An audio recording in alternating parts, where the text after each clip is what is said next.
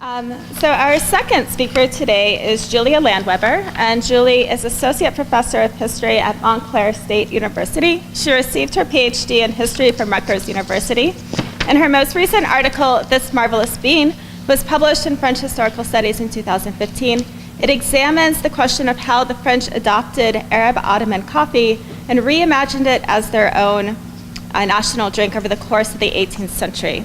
She is currently writing a book on the history of coffee in France to be called Embracing the Queen of Beans, How Coffee Was Adopted in France 1660 to 1789. And her title today is Establishing Coffee Production in the 18th Century, East and West Indies. Thank you, Elizabeth. And thank you, everyone, for coming to the first session of the day, which is always a bit challenging, particularly those of us coming from, well, I don't know, maybe from the East Coast, it's not so hard. Elizabeth was talking about the colonial machine, and so shall I. It's a theme that runs through some of these things. All right, so Europeans have been importing exotic foods dating back to the era of the Roman Empire and probably long before. During the Middle Ages, spices from the East were instrumental in shaping elite medieval cuisine. However, for a long time, the demand for these goods had little or no effect on production. This would change in the 17th and 18th centuries with the quest for and transfer of tropical plants to European soil and to its far-flung colonies. The French state supported the formation of sugar, cacao, coffee, indigo, and cotton plantations in its West and East Indian colonies, while encouraging, as we have heard, the identification and cultivation of many other useful plants in these same places.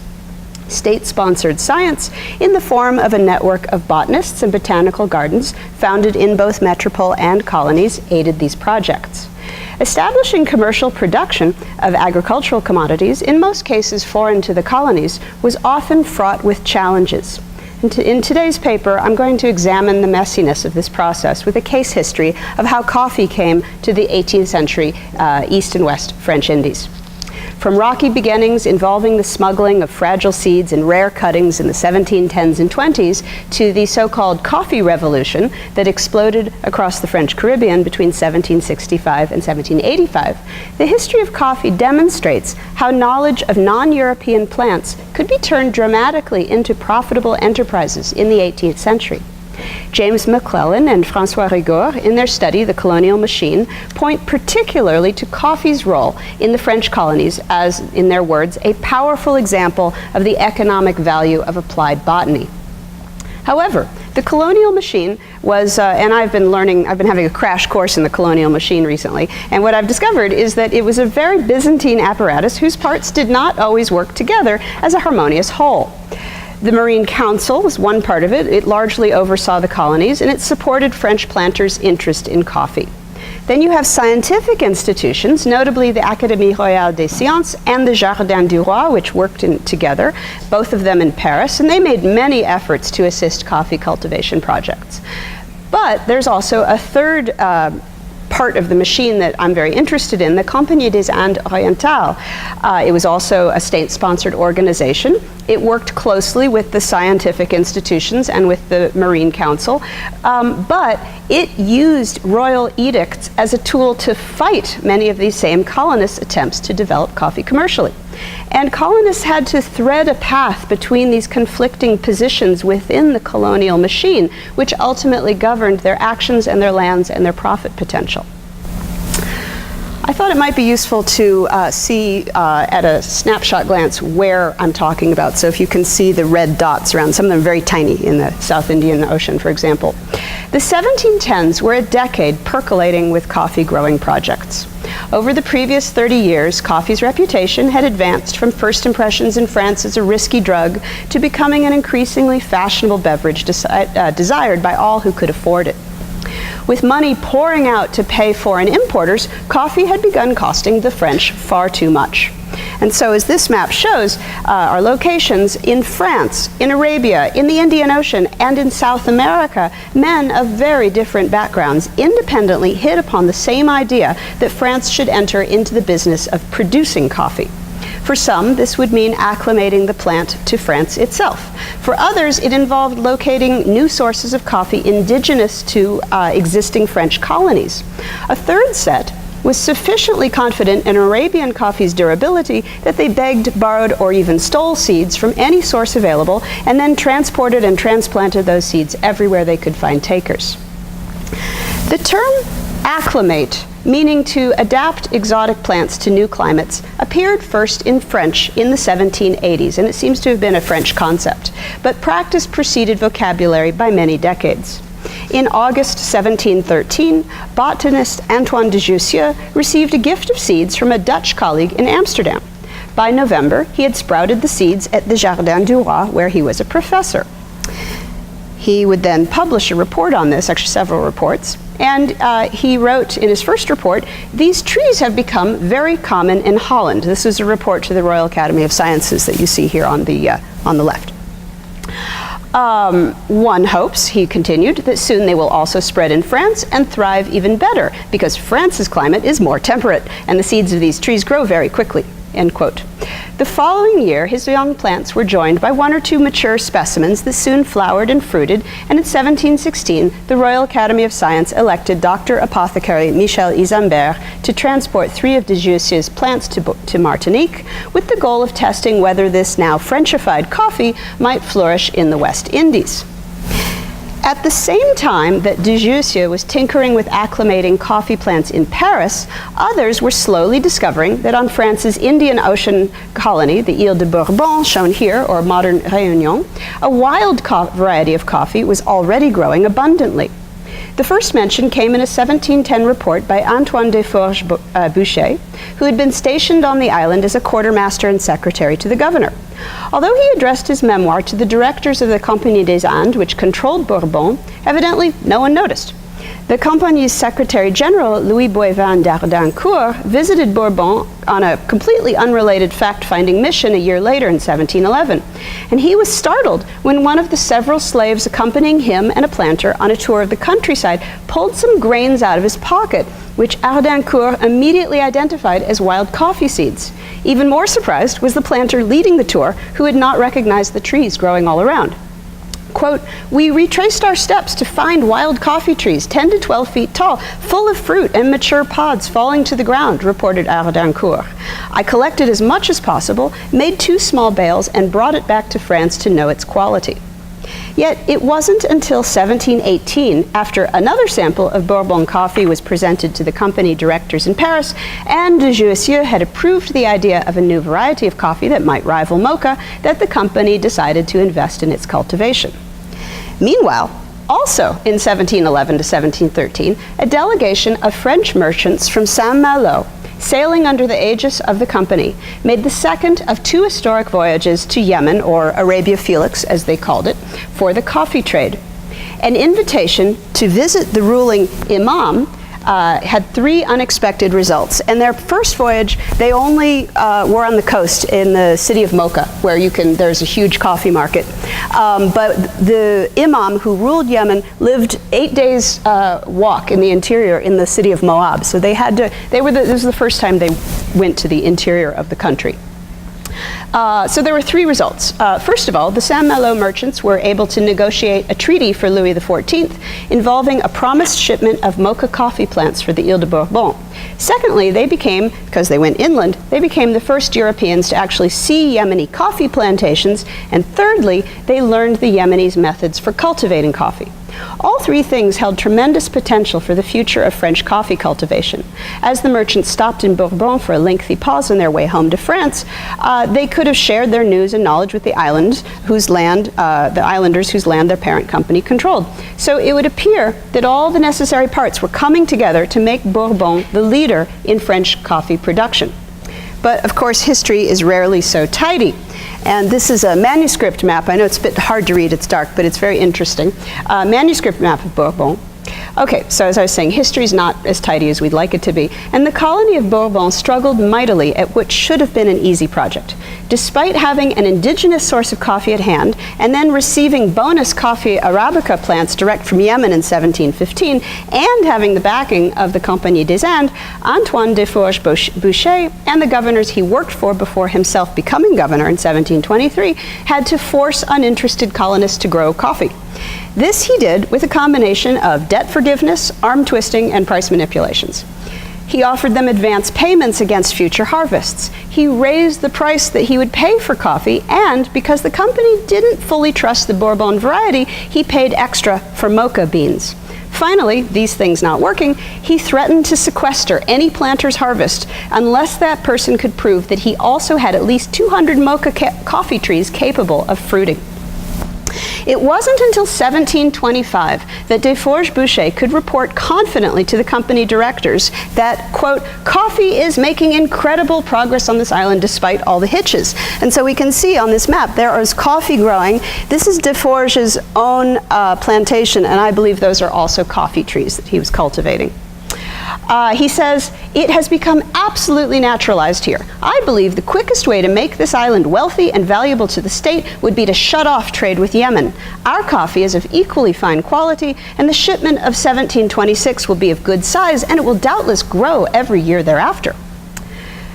Conversely, halfway around the world, so now we're zooming around to the Caribbean, French colonists in the greater Caribbean region were very keen to grow coffee. Tragically, Jussieu's representative, Michel Isambert, if you remember him, he contracted yellow fever and died within a week of landing at Martinique in 1716, in July of that year. His plants were forwarded to a botanical station in Guadeloupe, but they died in transit too. 3 years later, the governors of Martinique and French Guiana separately decided to try again. They each wrote to the Marine Council, requesting botanists from Paris and plants from, respectively, Yemen and Dutch Suriname. Their requests failed. The company had no intention of losing what was by now a monopoly on all coffee imports to France, both from Yemen and from Bourbon, and the Dutch and Suriname had become fiercely protectionist about coffee. After much delay in 1720, the Marine Council decided to ignore the company and make a second attempt to send some of de Jussieu's plants to Martinique, but that's another story. In Guyana, meanwhile, Governor de Villiers' lieutenant, François de la Motte-Aigrand, had already taken matters into his own hands. In 1718 or 1719, he contacted a rogue planter named Morgue, who about 8 years earlier had fled Guyana for Suriname over a misdeed. So you can see they're right next door to each other. He offered amnesty if the man would only return with coffee seeds. D'Orvilliers told the Marine Council, quote, Morgue has planted the seeds and is tending them carefully. We want a close-up here. And is tending them carefully chez Monsieur de la Motte-Aigrand, for whom he now works as a steward. So there's la Motte-Aigrand's plantation inside Cayenne, which is the island at the north part of the colony of Guyane. Within a few years, Cayenne had become a propagation point for the distribution of coffee seeds to France's Caribbean colonies. La Motte-Aigrand, with the assistance of Intendant Paul Lefebvre d'Albon, set up an agricultural station at Fort Saint-Michel, shown up there, from which they sent forth seeds as fast as planters would accept them. Guyana got its botanist a few years later, but cultivating coffee had by then shed any pretense of being a science experiment and was well on the path to commercialization. By 1722, they had produced enough seed to share with fellow colonists both locally and in Martinique and Guadeloupe. In 1724, when the first real harvest was ready, d'Albon sent a sample to Maurepas, Secretary of State for the Navy, writing modestly, I take this liberty in the opinion that you might be pleased to judge for yourself the quality of Cayenne's coffee. During the 1720s, a total of 8 island colonies plus Guyana developed commercial coffee cultures in the greater Caribbean. So I've identified them all here. Plus, of course, in the Indian Ocean, sort of shown off there, Bourbon coffee seemed to be prospering. Weirdly, these successes occurred amidst a period of institutional chaos for French coffee commerce. The problem centered on the role of mercantilism and the issue of profits, where coffee, already clearly a commodity with tremendous lucrative potential, was concerned. The question, which no one seems to have asked until it was too late, was why and for whom was was France supporting so many coffee cultivation projects in such far-flung corners of the world? Was it wise to grow coffee everywhere and let it enter freely into France? Or was the mercantilist impulse to tightly control development and importation more fiscally prudent?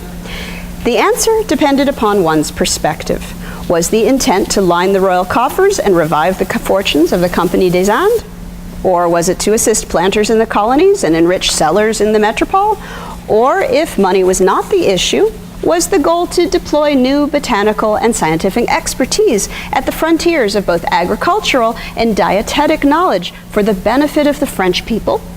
Now, we might scoff at the last proposition as too idealistic, but there were those who, like de Jussieu, fervently believed that coffee was both a medicinal marvel and worth planting just to see where it would grow. But money was, of course, the issue, and by the early 1720s, the French state found itself tied in a Gordian knot over what had become conjoined questions of how to regulate coffee importation and production. A generation earlier, when coffee had been grown commercially only in the Yemen and reached France only via the Mediterranean, the Crown had named Marseille the sole point of entry for coffee. In 1699, the Compagnie des Indes Orientales acquired the right to be the exclusive carrier of coffee to France when it was granted a national monopoly on the direct trade with Yemen. The company, now run by a consortium of Saint-Malo merchants out of the Atlantic port of Lorient, had no desire to reroute their ships to Marseille. Yet the Marseille Chamber of Commerce insisted on its prerogative to levy a 20% entry duty on all coffee entering France. This was the first problem. The company attempted to further consolidate its control over coffee when it pushed the colony of Bourbon, which it also governed, into coffee production starting in 1715. Marseille merchants began complaining that either the wild coffee coming out of Bourbon was fake, in which case the company was perpetrating a fraud by selling it in France as coffee, or if it was real, then the company was violating Marseille's privilege by importing it through Lorient. This was the second problem. When the Caribbean colonies, over which the company had no jurisdiction, began producing coffee as well, the company must have felt besieged on all sides, and this became an unexpected third problem. To extend McClellan and Rigaud's metaphor, the wheels in the colonial machine were getting gummed up. At first, the company talked the Royal Council into siding with it against Marseille. In 1723, a royal arrêt asserted the company's exclusive privilege to sell coffee in France. But as it became evident that Guyana and Martinique were going to rival Bourbon as coffee producers, the company began lashing out with a series of edicts forbidding any ships other than theirs to carry coffee to French ports. And of course, as an East India company, they weren't involved in the American shipping trade. This threatened, quote, grave consequences for the Colonie des Îles, where coffee was being heavily developed, end quote. This is a quote from the governor there. And that governor of the Windward Islands, Champigny de Norrois, worried in 1729 that, another quote, it would be difficult to convince planters to abandon coffee, having already invested so much in it. And he was right. In Guadeloupe, Guadeloupe recorded its first commercial harvest later that year in 1729, and then Martinique in 1730. If French bottoms could not legally carry their coffee, they nonetheless would, and did, smuggle it to France anyway, with the help of cooperative ships' captains. In 1730, the company tried again, arguing that its right to import coffee from one French island, Bourbon, gave it the right to trade in coffee produced by any and all French islands. But this was too broad a claim. In 1732, the Royal Council broke the company's privilege at last, quote-unquote, provoking joy amongst the planters of the Caribbean and Guyana. The colonial machine had restored itself by taking power away from one area of operation and granting it to another. Thank you very much.